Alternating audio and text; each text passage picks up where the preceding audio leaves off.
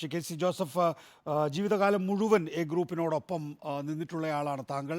K P Viswanathan എന്ന് പറയുമ്പോൾ നേരത്തെ ശ്രീ എം എം ഹസൻ ചൂണ്ടിക്കാണിച്ചതുപോലെ തന്നെ കെ കരുണാകരൻ മന്ത്രിസഭയിൽ ഉമ്മൻചാണ്ടിയും കെ പി വിശ്വനാഥനുമായിരുന്നു എ ഗ്രൂപ്പിൻ്റെ പ്രധാനപ്പെട്ട റെപ്രസെൻറ്റേറ്റീവുകൾ. ഏത് തീരുമാനമെടുത്താലും അതിനോടൊപ്പം വ്യക്തിപരമായ നേട്ടങ്ങളും കോട്ടങ്ങളും പരിഗണിക്കാതെ ഉറച്ചു നിൽക്കുന്നയാളായിരുന്നു കെ പി വിശ്വനാഥൻ. തീർച്ചയായും താങ്കളെ സംബന്ധിച്ചിടത്തോളം ഒരു കോൺഗ്രസ് നേതാവ് എന്നുള്ള നിലയിൽ പ്രത്യേകിച്ച് അദ്ദേഹത്തിന് കോൺഗ്രസ്സിന് വേണ്ടിയിട്ടുള്ള പ്രവർത്തനങ്ങളെക്കുറിച്ചായിരിക്കും എടുത്തു പറയാനുണ്ടാവുക. പക്ഷേ നമ്മൾ മാധ്യമങ്ങളെ സംബന്ധിച്ചിടത്തോളം അദ്ദേഹം ഒരു അടിയുറച്ച എ ഗ്രൂപ്പുകാരനായിരുന്നു എന്ന നിലയിലാണ് പെട്ടെന്ന് ഓർമ്മകൾ തള്ളിക്കയറി വരിക. എങ്ങനെയാണ് സർ അങ്ങ് അനുസ്മരിക്കുന്നത്? ശ്രീ കെ പി വിശ്വനാഥന്റെ വേർപാട് എല്ലാം വളരെയേറെ ദുഃഖകരമാണ്. കോൺഗ്രസ് നേതാവെന്ന നിലയിൽ ഉപരിയായി അദ്ദേഹം ഞങ്ങളുടെ എല്ലാം വ്യക്തിപരമായ വളരെ അടുത്ത സുഹൃത്തായിരുന്നു. കാണിച്ച പോലെ നിലപാടുകൾ സ്വീകരിക്കുവാൻ എന്താണെങ്കിലും നേരിടാനുള്ള ചങ്കൂറ്റമുള്ള നേതാക്കൾ, അപൂർവ നേതാക്കളുള്ള കെ പി വിശ്വനാഥൻ.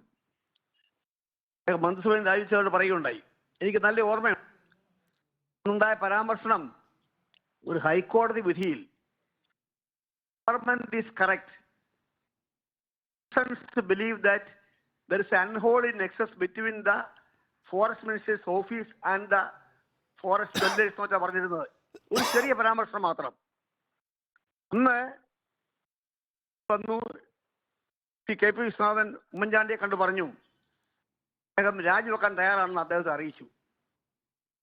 സാന്നിധ്യത്തിലാണ് അദ്ദേഹത്തെ വിശ്വനാഥന്റെ കൂടി അഭിപ്രായം മാനിച്ചാണ് ശ്രീ ഉമ്മൻചാണ്ടി രാജി പ്രഖ്യാപിച്ചത്. കാരണം വിലയിരുത്തല് കോടതി പോയാൽ കോടതി അത് ക്ലാരിഫൈ ചെയ്യുന്നതായിരുന്നു. നിയമോപദേശത്തിൽ ഒരു ചെറിയ പാളിച്ച പറ്റി. പകരം അപ്പീലുമായി ഹൈക്കോടതിയിലേക്ക് പോയി. റിവ്യൂ പെറ്റീഷൻ ആണെങ്കിൽ ജഡ്ജ്മെന്റ് എഴുതിയ ജഡ്ജി തന്നെ വിധിന്യായം പരിശോധിക്കുമായിരുന്നു.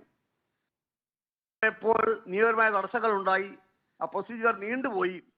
ഉദ്ദേശിച്ചതുപോലെ ആ തീരുമാനം പെട്ടെന്ന് ഉണ്ടായില്ല.